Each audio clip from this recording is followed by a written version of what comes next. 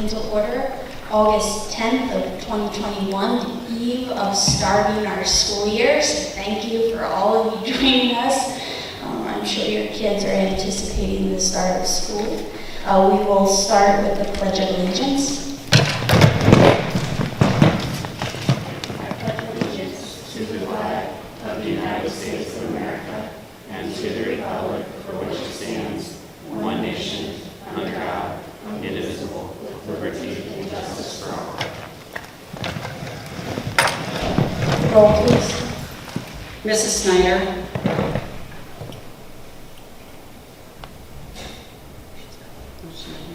Mrs. Miller. Here. Dr. Stafford. Here. Mr. Evans. Here. Mr. McDonald. Here. Before we get into our first item, I just want to remind everyone, if you plan on speaking during the hearing in the public, to make sure you just fill out a card, and they're found on the podium. So our first order of business is the approval of and dispense of the reading of the minutes from July 13th, our regular monthly meeting.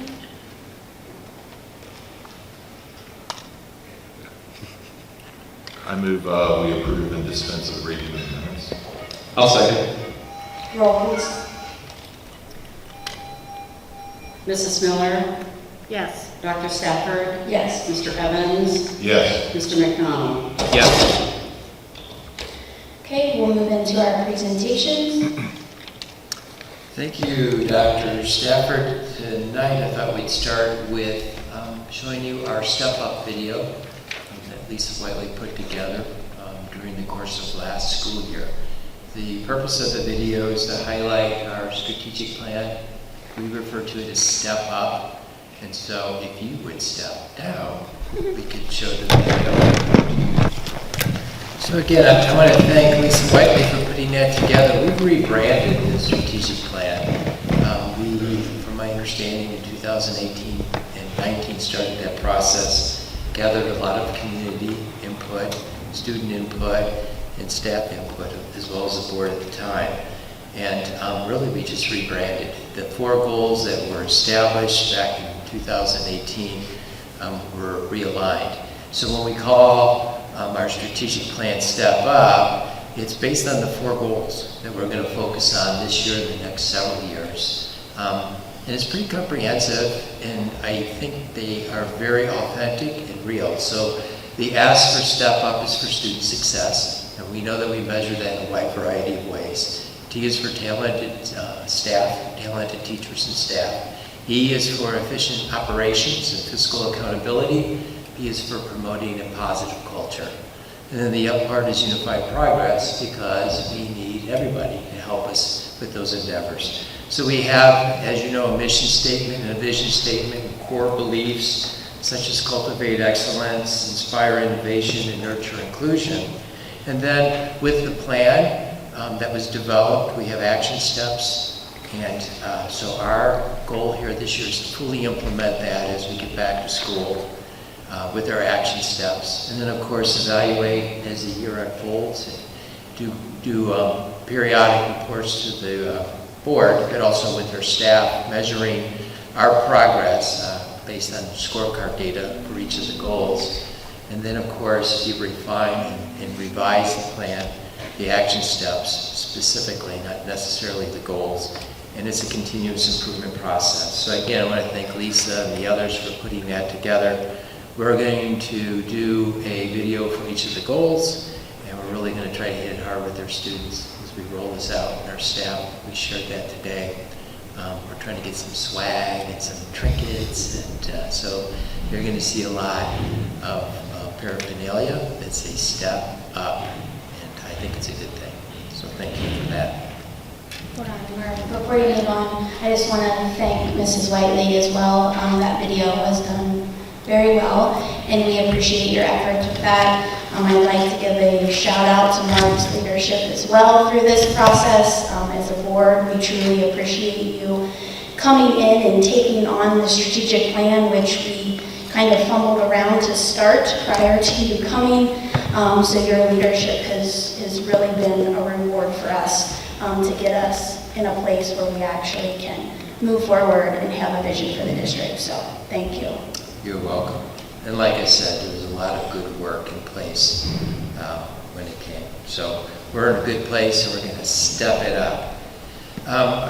Not the most exciting thing next on the presentations, but it's the annual time of year for policy review.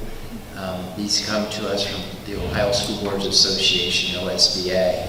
And we have a numerous amount of policies that needed to be tweaked. So this is really the first reading. We would vote on them next time. I don't know if you have any questions about any of them. We have some policies on non-discrimination and some guidelines for any employee or staff member that would have a concern about discrimination complaint in the procedure. This is a result of some changes in Title IX. You have a policy on BH based on a new House Bill 444, and it talks about bonding employees, and it gives our treasurer the opportunity to be covered under this policy to be bonded. Many of the policies are just simply based on changes in legal reference. We have a safety program plan, which is annually reviewed, and there was a legal reference change. And then policy EBC talks about how the emergency plan needs to annually be filed to the Director of Public Safety rather than the Ohio Department of Education. So you can kind of see why sometimes they're just very subtle changes, but the Ohio School Board's job does a nice job of informing us when we need to change the appropriate language. There is a policy on emergency closings, which essentially gives the superintendent permission to close school in emergencies such as snow days. And they have included some language with joint vocational schools, so that's why we have the revision there. E, B, C, D, and then when you see the -R, that's a regulation. So that's really the practice of how to implement the policy.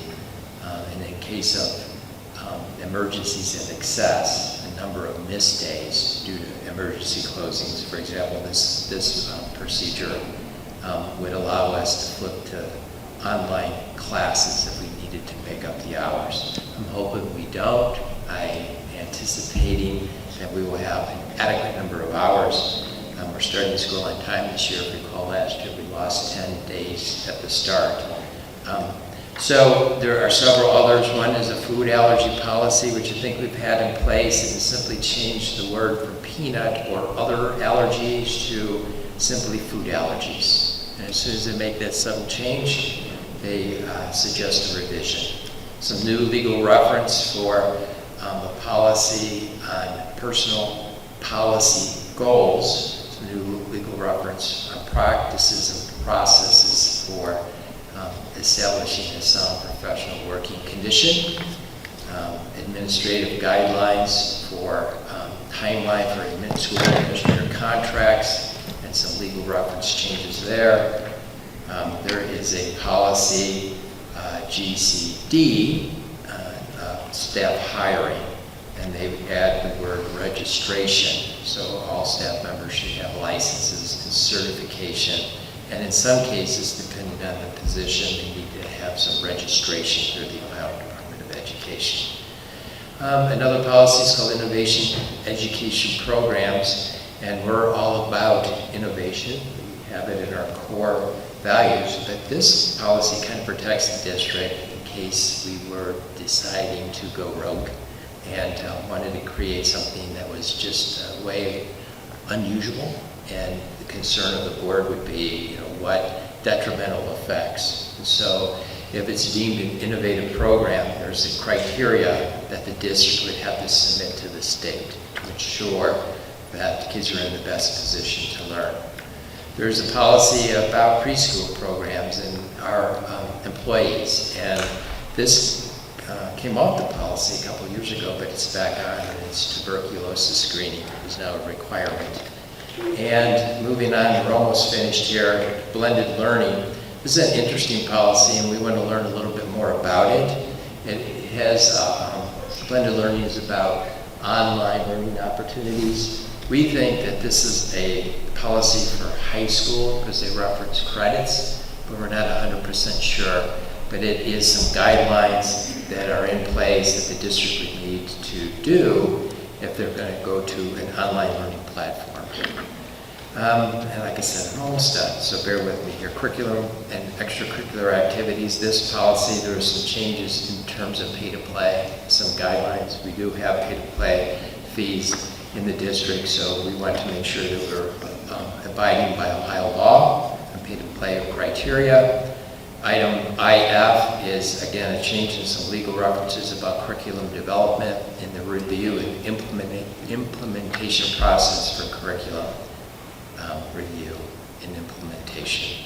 So I think 3 of these policies are new. The discrimination complaint procedure, food allergies is new, and the blended learning, the others are revisions. So I will entertain any questions that you may have. Otherwise, we will see these policies back in place in 2 weeks. And if you have questions in the meantime, of course, I'll look them up if I don't know the answer. And we will clarify any misunderstandings. The next presentation is about the community use of facilities. We've had a community committee to review what we would like to do in terms of when outside groups use our facilities after school hours. We know that our extracurricular teams and clubs use it a lot. I shared with you a guide in June. We had a nice discussion about it, and there were some concerns, primarily with Category 3, which at that time included, and it still does, Scouts. So we went back and reviewed some of the data, how much they use our facilities, how many of the Scout groups are Three River students, and we tweaked the fee for them, and so that classroom space, for example, we will allow them to use it. If it's an all-day event in the cafeteria, the fee's a little bit less than the other categories. There are 6 categories. In one of the categories, Category 2, was our community athletic association called TRAC.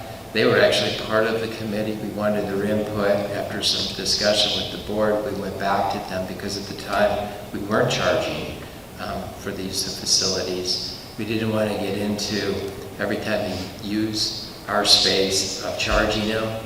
We want to encourage them to use it. Their work, their programs feed into our programs. So we landed on an annual fee of $2,000 payable on July 1st. They came to our last meeting on August 5th. We had 2 representatives from the board on track, and they understand the need for the fee. It is basically to collect and so that we can maintain and repair equipment as needed. We do have a lot of wear and tear. We do use a lot of our revenue for supporting these programs with personnel. So that is kind of an update on where we're at. Susan, I know you attended the meetings. Again, I can't stress enough, it's not anything where we're out to make any type of profit. We just want to be able to cover the cost of the general wear and tear of these facilities. And I just want to clarify that the $2,000 fee for TRCAA is an entire organization fee. It's not a per sport fee. So we're not asking football to pay $2,000. I just wanted to clarify it is just an entire fee for the year for all of TRCAA sports to use. Yeah, so we discussed this and we agreed to, as we collect the fees, if it's athletic specific, we'll put it in one bucket in the district budget. If it's for the auditorium, because this is a beautiful space, but it's also very expensive, classrooms, pack room, it'll go into a different bucket.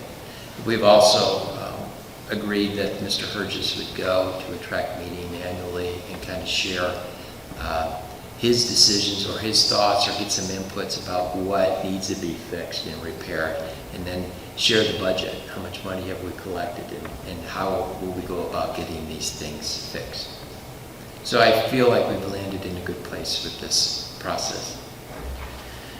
The Next presentation deals with the reemployment of Gail Montague. And so the resolution states the Board of Education hereby provides notice that Gail Montague, officially retired on June 30th, 2021, is seeking employment with the Three Rivers Local School District beginning September 1st, 2021. Prior to consideration of her reemployment as the Administrative Assistant for Human Resources, the public is offered an opportunity at this time to speak to this recommendation.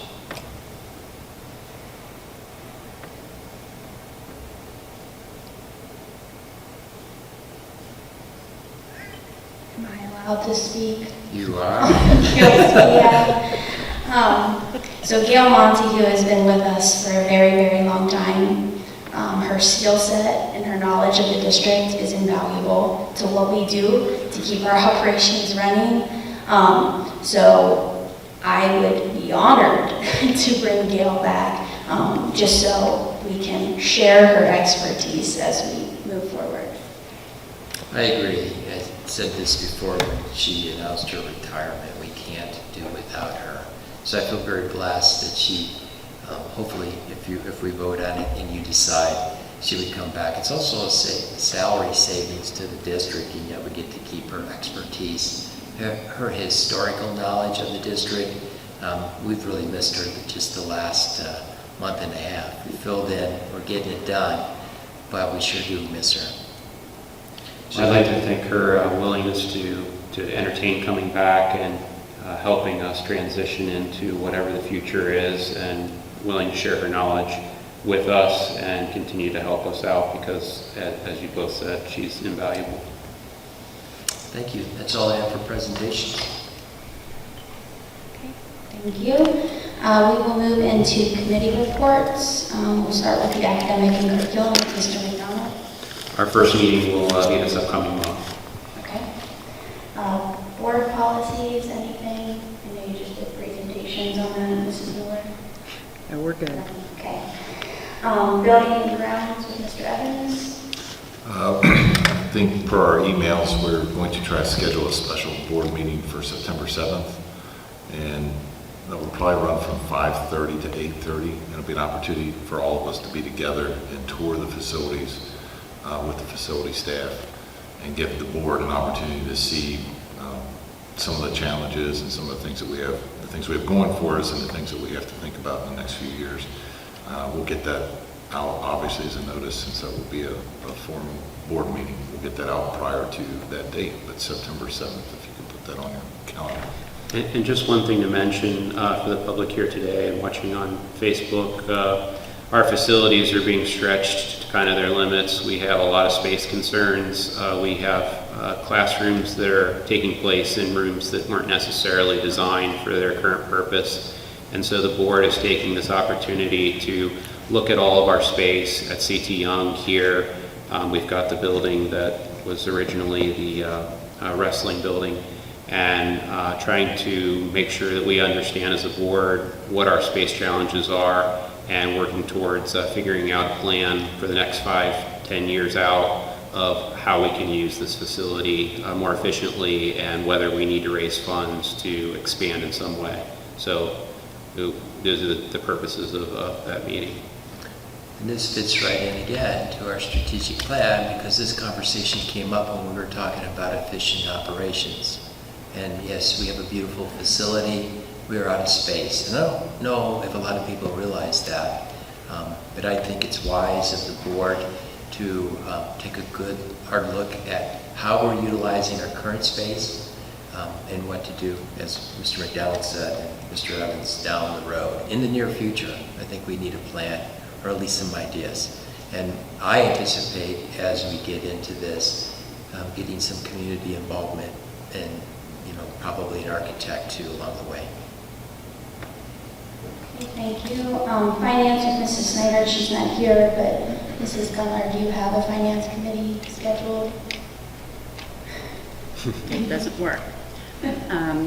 We do not have, I was hoping tonight we could get a date set for probably sometime in September, so I would say that. Okay, all right, so within the next month. I will remind everyone that board committees are open to community members, so if there's a board committee that you are interested in serving on, you are more than welcome to reach out to the board representative for that committee and attend those. So those are open meetings. Okay, so we'll move into the Board of Education report with myself.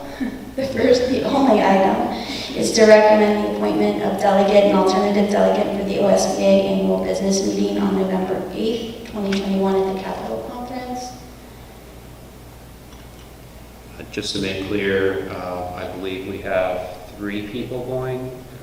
I'm not. Okay, so it'll be myself, Karen, and Susan will be going. So those are your choices.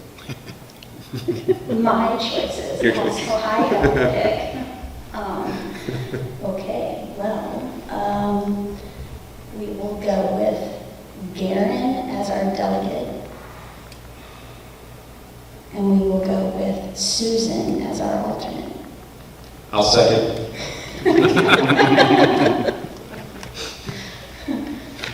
Roll. See if I can get this. There it doesn't, there it goes, I just have to hold it.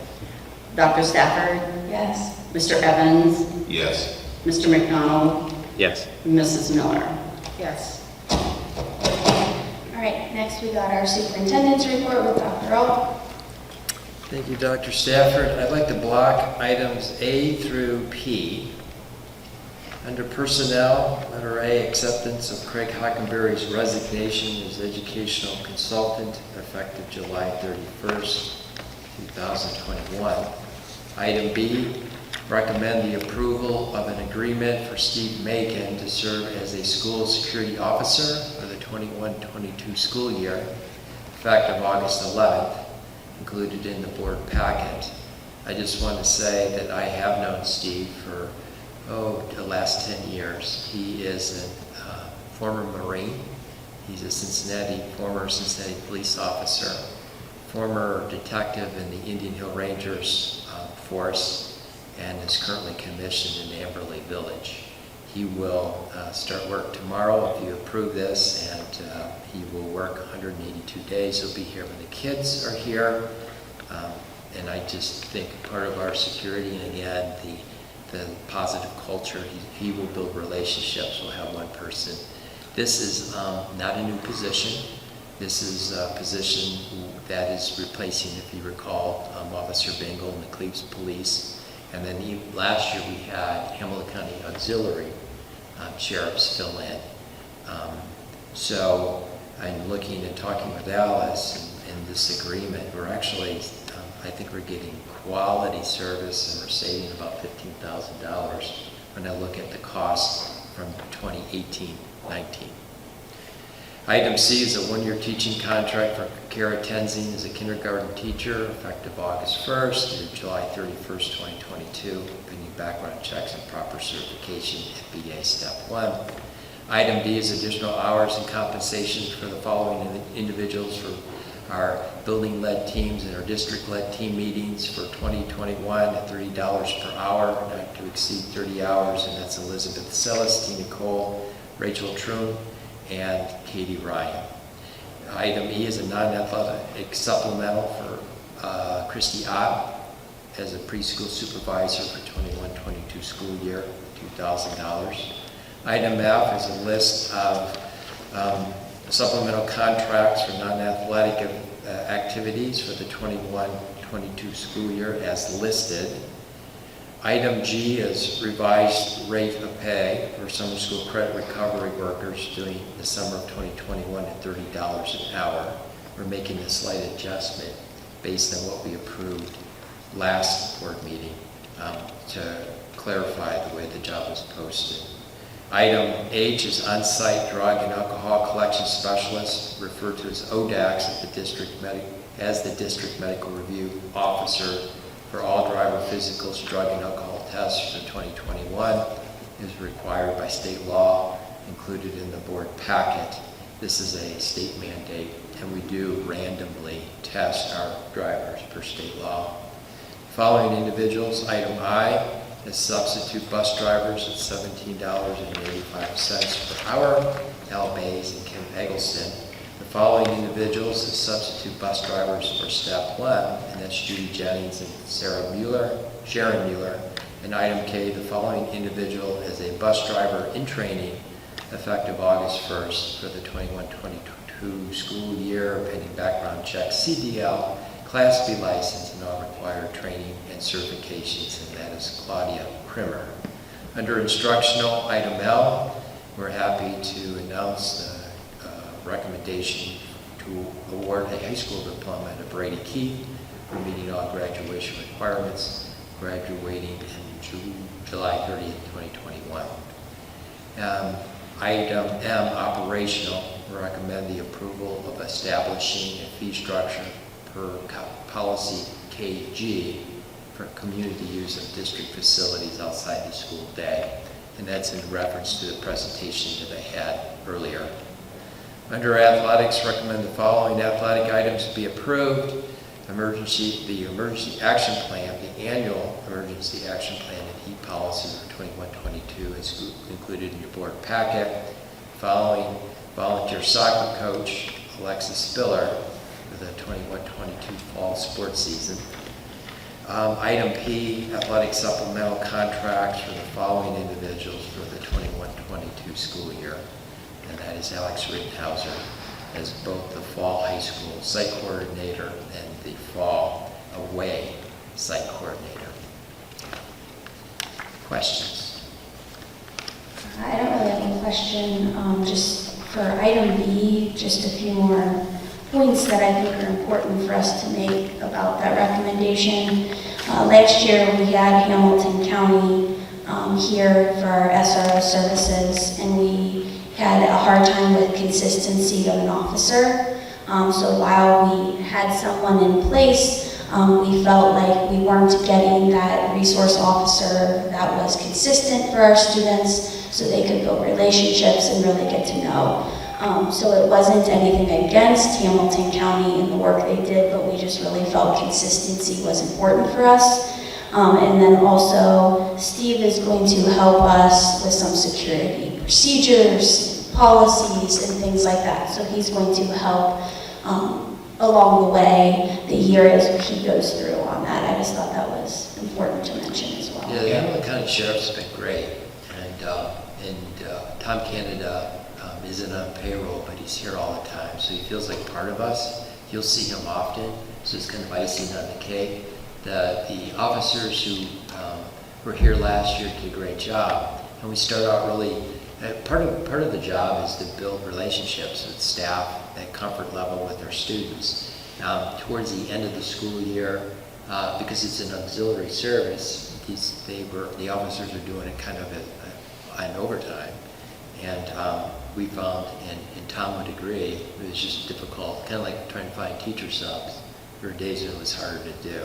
So Steve will be here every day, and he'll be able to give us that consistency. So I'm glad you pointed that out. Thank you.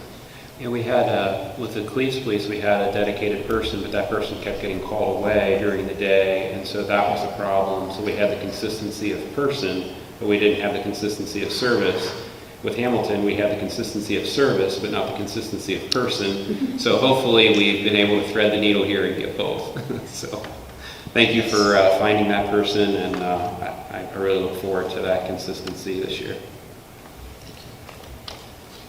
Are there any other questions? Just one comment, and I think maybe somebody had made the comment on email when you shared the facility usage report, or excuse me, not the usage report, but the emergency action plan. I think it would be important that we make sure that this gets to TRCAA, to that board, as you discuss. They use their facilities pretty extensively, and there's information here that I think it would be important that they know when they're here on in our facilities, as far as contact and where AEDs are located, things of that nature. So just once this is approved, I'd definitely like Larry to get that and share that with their board. If we could even maybe recommend they have a coaches meeting or whatnot, so that this information gets all the way down to those individuals. That makes sense, and I will make sure Mr. Herges follows through with that. Thank you. Great. If there aren't any other questions or comments, I'll make a motion that we approve items A through P in the superintendent's report. I'll second. Roll, please. Mr. Evans? Yes. Mr. McDonald? Yes. Mrs. Miller? Yes. Dr. Stafford? Yes. Okay, next we got the treasurer's report, Mrs. Gunler. Yes, thanks. Let me change. Oh, it's working now.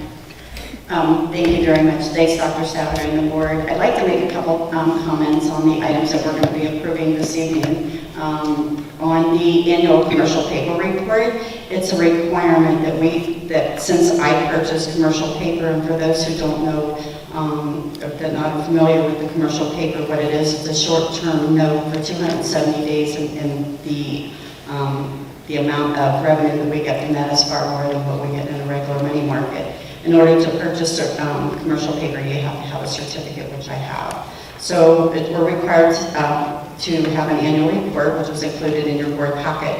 And this has to be submitted to the Superintendent of Public Instruction and to the auditor of state. So I just want to make that clarification. The other thing I wanted to point out is House Bill 110, what everybody is hearing about, and what's really important is one of the state funding has changed, and that was enacted. And it includes significant changes to the calculations and the payment of our state foundation that we receive twice a month. And I wanted to point out one of the biggest changes that were on the House Bill 110 is that we're getting funded for students that we are educating, not where they live anymore, and that's kind of a big change.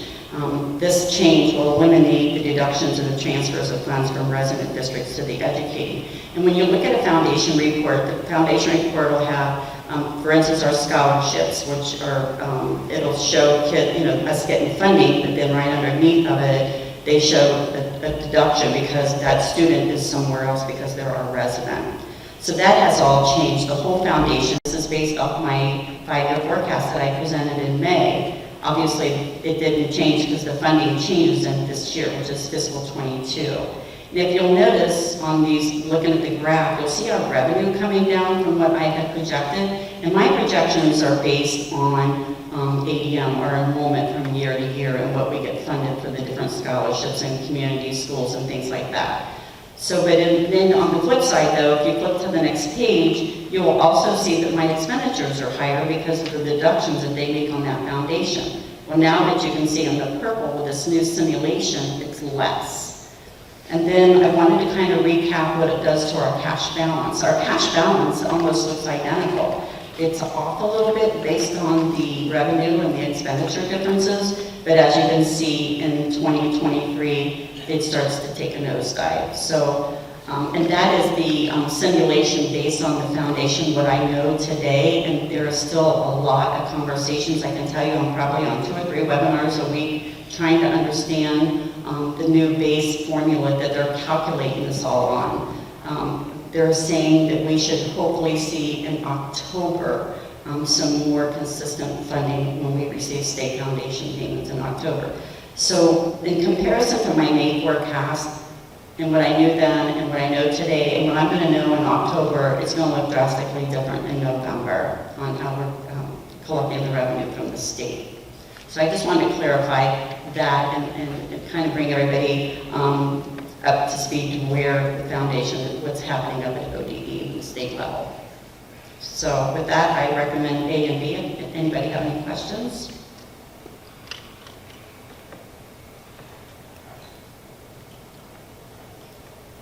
I'll make a motion, we approve items A and B from the treasurer's report. I'll second. Susan seconds. Roll, please. Mr. McDonald? Yes. Mrs. Miller? Yes. Dr. Stafford? Yes. Mr. Evans? Yes.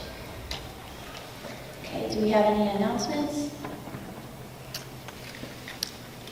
I do. The first football game against Lawrenceburg, I want to say August 27th at 6 o'clock p.m. You may have noticed there's a recognition area for Dr. Bohannon that the Kiwanis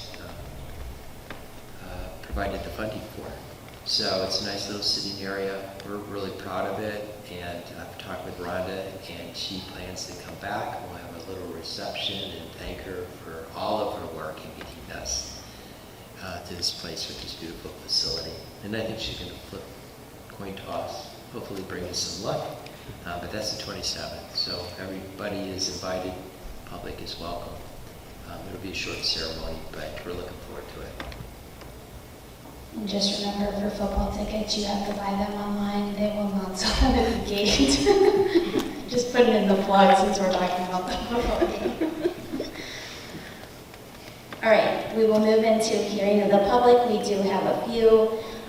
Hearing of the public will allow you to speak for 3 minutes, so I apologize now for being formal and having to stop you at 3. But we will address that if that time comes. The Rivers Local School District welcomes discussion, comments, and ideas to grow the district. However, complaints about public school employees should be made through the procedure outlined in board policy and not in open session. I just took these in the order that I received them. The first one we have is Jackie and/or Brian Hawkins. When you come to the podium, if you would please state your address again for us.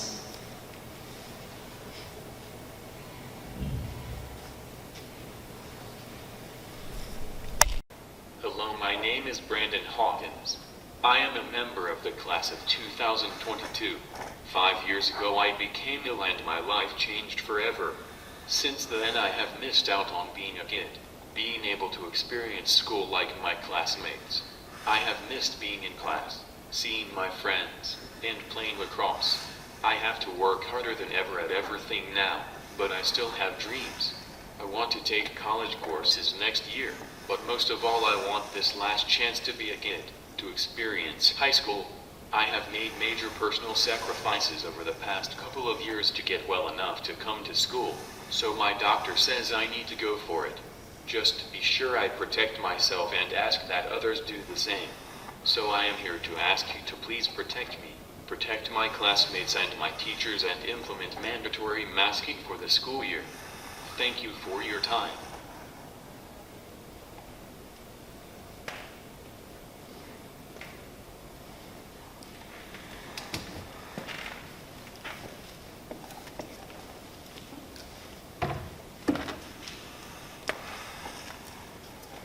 Hi, I'm Brandon's mom. I'm Jackie at 18 Timberline Court. And we felt that we needed to come here tonight. This is really Brandon's first year that he is well enough to come to school. He has been sick for the last 5 years. And to be honest, I was surprised when I got the email that we weren't masking. I'm not asking the district to do this just for my child. His sister made the decision to sacrifice her year last year to protect her brother because we weren't vaccinated and it was a mess. It's different for Brandon. He hasn't had a childhood. He hasn't got to experience high school. This is so important to him. And we're not here to debate vaccinations, and we have our personal preferences and what we believe. That's up to the parents and to all of you. But we are here to ask you to protect our child and protect all of the kids by simply just following the American Academy of Pediatrics and recommendations from medical professionals just to mask. The kids are used to it, and just keep them safe. Don't take this away from them. Keep them in school, keep them healthy, and just let them be kids. The masks suck. Nobody enjoys them, not even me. I have to wear it at work all day and I'm miserable. But I know it's a reality right now, and so do all the kids. Until it's figured out, we all just need to work together. So please don't take this away from them. And, we've made a decision that Brandon, I don't want him to come to school, I'm not gonna lie. He gets sick very quickly, faster than other kids. So something that your kid probably would bounce back in a heartbeat. My kid may not. at all. But his doctor says he's worked too hard not to let him experience life. You know, God gave us this chance to have him here, so we got to let him live. So we're asking you just to support us in that and support your kids. Because let me tell you, watching your kid intubated on a ventilator will be the worst experience of your life. So please, just work with us. Thank you.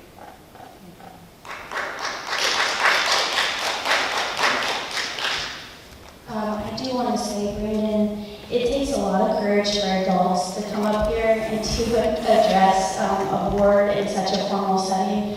So kudos to you to have the strength to do that. That says a lot about your personality and your fights, which we have all followed. So we do appreciate you guys coming up here and sharing your concerns. Your voice has been heard. We will definitely take it into advisement as a board and as an administrative body. Hi, I'm Brandon's dad. I'll try to keep it brief, but this is our new reality. I'm just hoping and praying that we decide to turn this around and do what's right for the health of everyone. Brandon's uncle caught COVID early on.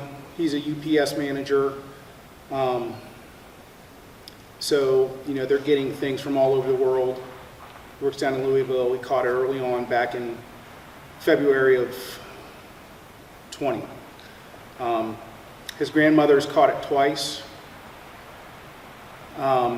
His evening nurse, who gave me permission to talk about this, has caught it this past Thanksgiving. She was very religious about wearing a mask around Brandon, and as susceptible as he is to everything, she never passed it on to him because she kept that barrier between herself and Brandon. So we have tools in place, we just need to use them. We just have to have the will to protect everybody.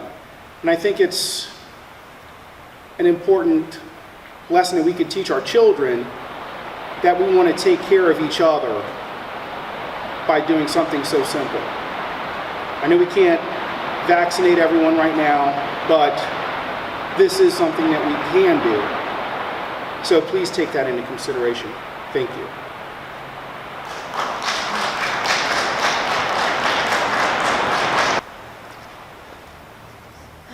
So, that's a tough act to follow. I was actually here tonight because I wanted to thank you guys for the decision to give us the choice. My kids have allergies, and it's very hard to breathe in a mask when you have allergies. In addition to all the studies that we now know that show that it's not healthy and not safe, and my concerns for my kids wearing a mask all year last year were great. So I appreciated the option this year. I also have lots of nieces and nephews in the district, small children, who need that facial recognition. They need to see your mouth. They need to see you smile. I do believe it's a huge part of development for small kids. The studies that show that, I greatly believe that. I have a nephew who has special needs, has trouble speaking and cognitive thought and communicating himself. And it is really important that he can hear you clearly, and that he can see your mouth when you're talking to him, and that he can speak to you without talking through a mask. And it makes a huge difference in their days and their lives to not have to do that. And I wanted to thank you for that decision. Now, I will say, I get it. You know, I don't have a kid who's struggling for their life right now. So I know it was not an easy decision to make. And I know that my situation with my children is completely different. I acknowledge that. Thanks, Candy. Dave McCollum, 8129 Jordan Valley Court. Second annual visit, I guess. My printer wasn't working, so I had to bring this. I wanted as well to thank you for your decision to make the wearing of masks optional, and I decided to come summarize some background information to provide you some confidence in that decision. So I'll quickly touch on the following three topics. First, incidence of infections and death, natural immunity, and effectiveness of masks. And I can send you all this. I would have handouts, but I can send you links if you'd like.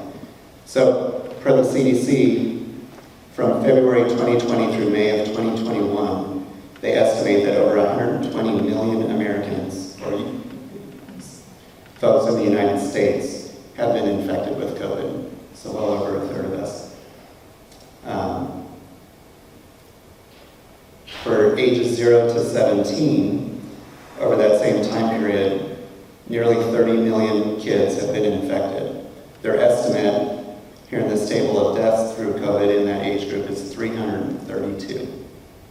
332 kids, which again is horrible, and obviously none of us wants that for anyone.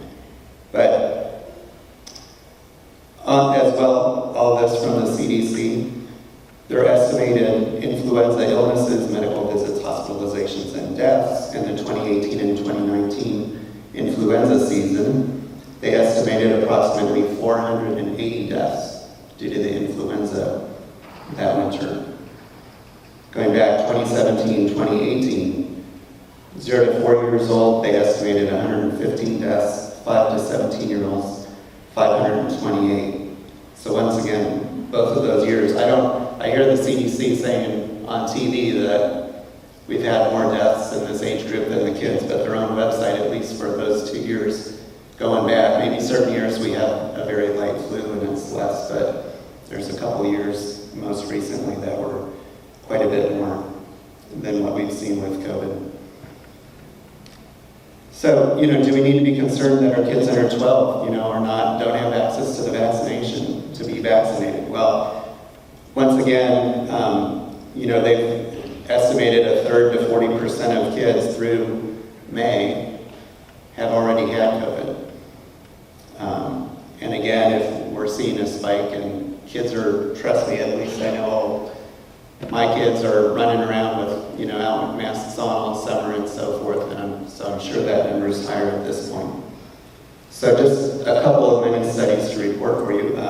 In other countries, they actually like to break down vaccination or not. In study one from the report from Israeli Health Ministry on July 13th of this year, nearly 40% of new COVID patients were vaccinated, compared to just 1% who had been infected previously. Now, I'm not going to say you're 40 times more likely if you've been vaccinated, because population sizes are different. Israel is very high vaccination rate. But they estimated that Israelis who were vaccinated were still 6.7 times more likely to get infected after the shot than after natural infection. So my point is that, you're not sending all these kids, you're thinking of 0 to 12-year-olds as being 100% at risk of infection or passing it along. And it looks like they're less likely to be reinfected, and we know through the CDC's numbers, it's probably 40 to 50% or more that have already had it previously. Second study at the Cleveland Clinic, in their health system, not one of 1,359 employees who were unvaccinated but previously had COVID, not a single one of them were reinfected during the duration of the study. And they concluded that individuals who had SARS-CoV infection are unlikely to benefit from COVID-19 vaccination. Mr. McCollum, Yeah. can I just interrupt for a second? I'd like to make a motion that we give him additional time to let him wrap up his presentation. Any objections? Right, all right. Just finally, mask effectiveness, Annals of Internal Medicine do know of one randomized controlled trial that looked at the use of masks versus not wearing masks. And in 6,000 adults who were seronegative for SARS-CoV-2 at the time of the study, 3,000 put masks, approximately 33,000 who didn't were asked not to wear masks. And they found that the rates of COVID in those groups were similar in the masked and unmasked groups. When they asked the groups and looked at the subgroup who wore their masks exactly as instructed, they looked at that subgroup and still had similar results. Particle size, just to very quickly change to something that's similar. Asbestos is something that ranges in size from 0.1 to 10 microns. Respiratory droplets are 5 to 10 microns in size, right in that same size range. And aerosols, which we all hear now that this virus is aerosolized and so forth, are less than 5 microns. OSHA would not suggest that you can safely work in the presence of asbestos wearing a cloth mask. And actually, they don't even believe that N95 masks are good enough for that situation. Proceedings from the National Academy of Sciences Press, Edwards et al., February 23rd of 2021. A study in monkeys found that by far most particles emitted by the monkeys are as small as 0.3 to 0.5 microns in size, so the very smallest of the small. And I'll just finish with this nice graphic that's on the CDC website that shows a surgical mask versus an N95 mask. I just made it small. And I'll just click that up again so I can read from it. Under filtration, surgical mask, and this is surgical, not even cloth, which is less, does not provide the wearer with a reliable level of protection from inhaling smaller airborne particles and is not considered respiratory protection. So in conclusion, what is the end game? We are now over 500 days now into the 15 days to flatten the curve. This virus will never go away, even if everyone is vaccinated. In Iceland, one of the most vaccinated countries, based on outbreaks they've had, their country's chief epidemiologist now says natural infection is the only way to an effective herd immunity. Last year I spoke about my concerns for increased anxiety, depression, and similar conditions in our kids. We've seen that this has been a real problem. The Mental Health America put out their 2021 State of Mental Health in America. Just one point from this. Young people are struggling most with their mental health. The proportion of youth ages 11 to 17 who accessed screening was 9% higher than the average in 2019. Not only are the number of youth searching for help with their mental health increasing, but throughout the COVID-19 pandemic, youth ages 11 to 17 have been more likely than any other age group to score for moderate to severe symptoms of anxiety and depression. So again, I thank you for your decision to make masks optional. Let's let our kids get back to seeing each other's smiling faces. Thank you. Hi, I'm Elizabeth Reeskamp at 7888 Surreywood Drive, North Bend. I was having printer issues as well, so I'm going to try to read from my phone. But would just like to start by saying this is so unfortunate that we are where we are. We must pause and reflect why we are here. Why is science being squashed? Why is there lack of respect and lack of conversation? Where is the research supporting masks? Where is the research showing masking kids for a long period of time is safe? What effects does masking have on our children's physical and emotional health?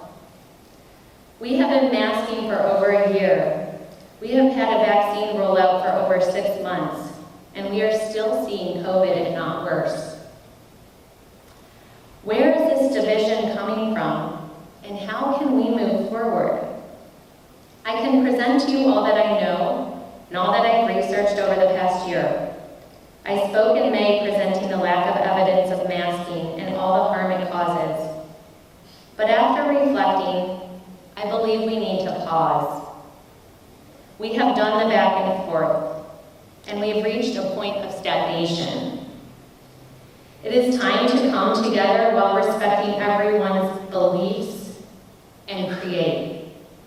We need to put our kids first, and we need to see the bigger picture.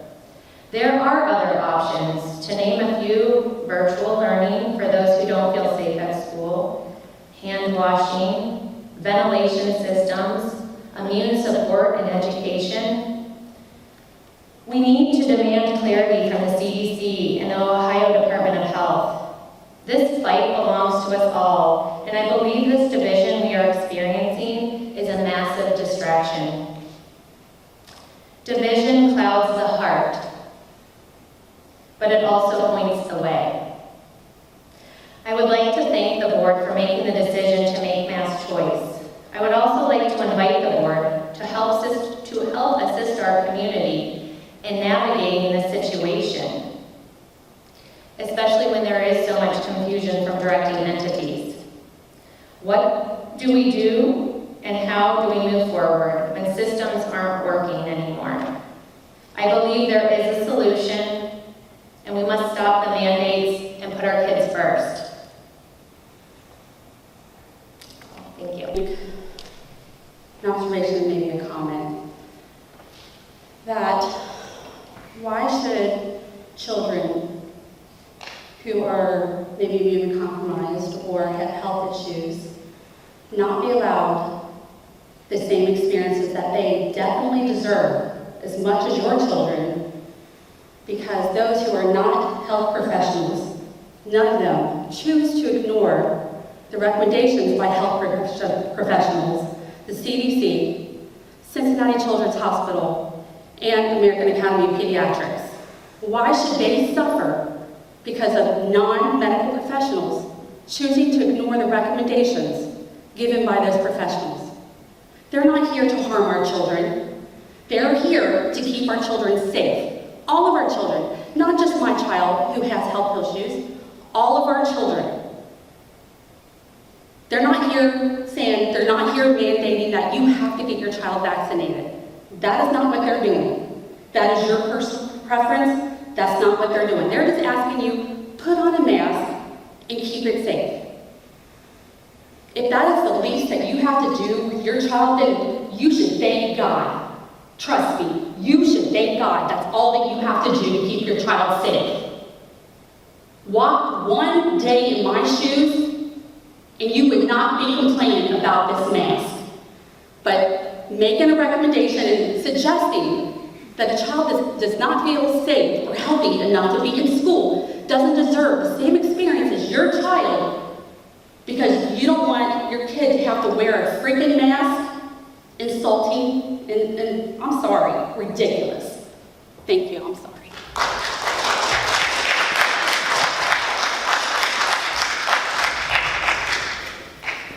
Thank you. Can I say something first, please? And then I do want to thank everyone for coming. This is not an easy conversation. We as a board, as a team, come from various points in this debate. We have various life experiences. I have a medically fragile son myself. So we live this in a very different way. This conversation is not easy. It's not easy for us. It's not easy for administration to make these. So I just want to put that out there. We really appreciate all viewpoints, and just know that this is not an easy conversation for us five and the administrative team to have and try to make everybody happy and make everyone feel safe. It really is a hard conversation, but we appreciate hearing from both sides. We know we represent both sides of this conversation. So now I do not mind if you would like to come up. I just felt like I needed to say that. Thank you, Hawkins. Please just state your name and address for me, please. My name is Julie Doran. My address is 7360 Pickaway Drive. I live in the district. My children were homeschooled for the second half of the year. And I understand, did they leave? We did. Okay. everyone does come from a different perspective. There are kids that can't come to school because they wear a mask. There are also kids that had to be pulled from school because they can't wear masks. I have a daughter who was passing out. I have a close relative who has molluscum on her face. I have a son that had a facial infection. I take health very, very seriously in my home. We eat healthy, we exercise, we take vitamins. I took him to the doctor with a facial infection, and I was told if that gets much worse, he'll need antibiotics. So something that was mandated to be worn on my son caused him an illness that he would not have otherwise had. Sorry, I wasn't prepared to speak. The other thing is people are saying, why aren't you following the doctor? Why aren't you following the CDC? And I think if people look at the facts and they do the research beyond what's on CNN, beyond what's on Fox News, when I research, I follow scientists. I read the Pfizer trials. I read the data that's coming out of Israel. I read the data that's coming out of India. I look at what the variant's doing. And then I see who is writing the studies, who is presenting the data, who, the American Academy of Pediatrics, one of their major donors is Pfizer. CDC has a lot of donors, colleges, Pfizer, Moderna. These people aren't always in it for us. There's a lot of money behind these issues, and people need to start standing up for each other. A lot of people are being hurt. A lot of people are suffering, but it's us. The answer is us right now. That's it. Sorry.